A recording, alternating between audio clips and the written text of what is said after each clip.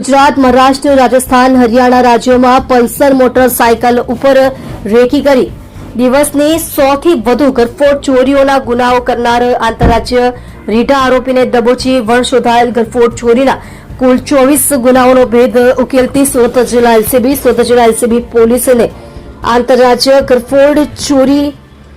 કરનાર જીમી ઉર્ફે દીપક બિપિન શર્માને પકડી પાડવામાં મોટી સફળતા મેળવી છે. ઘરફોડ આરોપી દ્વારા સુરત ગ્રામ્ય જિલ્લામાં બારડોલી, માંડવી, માંગરોળ, કોસંબા, ઓલપાડ વિસ્તારમાં દિવસમાં ઘરફોડ ચોરીઓને અંજામ આપતો હતો, જેમાં અગાઉ સુરત જિલ્લા પોલીસ દ્વારા આરોપીઓને મહારાષ્ટ્રના નંદુરબાર ખાતે પણ શોધ કરવામાં આવી હતી અને આરોપી પકડાયો ન હતો, જેમાં સુરત જિલ્લા એલસીબીને મળેલી પાકી બાતમીના આધારે આરોપી જીમી ઉર્ફે દીપક બિપિન શર્મા રહે નંદુરબાર મહારાષ્ટ્રનાનો પોતાની ફરજ પલ્સર મોટરસાયકલ નંબર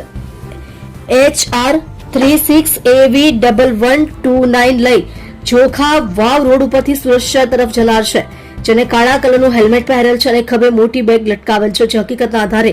નાકાબંધી કરી આરોપીને મોટરસાયકલ પર લઈ પસાર થતા દબોચી લીધેલ અને તપાસ કરતા તેની પાસેથી ઘરફોડ ચોરી કરવાના સાધનો તથા રોકડ રકમ સાથે મળી આવતા આરોપીની સઘન પૂછપરછ હાથ ધરવામાં આવેલ, જેમાં આરોપીએ કબૂલ કર્યું હતું કે સુરત જિલ્લા વિસ્તારમાં ચોરી કરેલ સામાન, સોના ચાંદીના દાગીનાઓ દિલ્હી તથા ગોવા ખાતે વેચાણ કરી મળેલ રોકડ રકમ ખાવા પીવા તથા ફરવામાં ખર્ચ કરી નાખેલ હોવાનું જણાવેલ,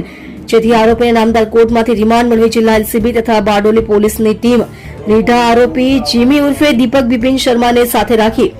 દિલ્હી ખાતે જઈ તપાસ કરી સોના દાગીનાઓ વેચાણ કરેલ, જેમાંથી ₹15,55,680 નો મુદ્દામાલ રિકવર કરેલ છે.